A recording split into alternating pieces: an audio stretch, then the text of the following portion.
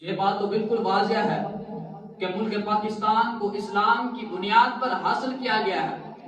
ہمارے آباء و اجداد نے اس لیے قربانیاں دی ہیں کہ لوگ کھل کر عبادت کر سکے۔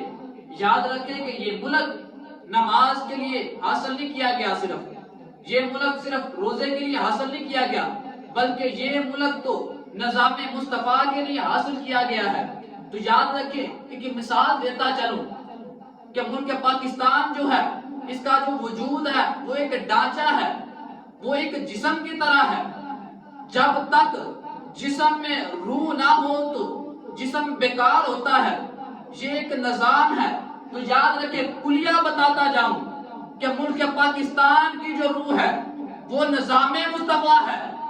ملک پاکستان کی جو روح ہے وہ کتاب اللہ کے مطابق زندگیاں ہیں۔ ملک پاکستان کی جو روح ہے وہ سنت رسول کے ہدایات کے مطابق تمام شعبوں کو ڈالنا ہے۔ تو یاد رکھیں، جب تک ملک پاکستان کا قیام ہے، جب تک ملک پاکستان کا وجود ہے، یہ بات یاد رکھیں، جب تک اس میں نظام مصطفیٰ قائم نہیں ہوگا، اس ملک کا قانون بھی بیکار ہے، یہ ملک بھی بیکار ہے۔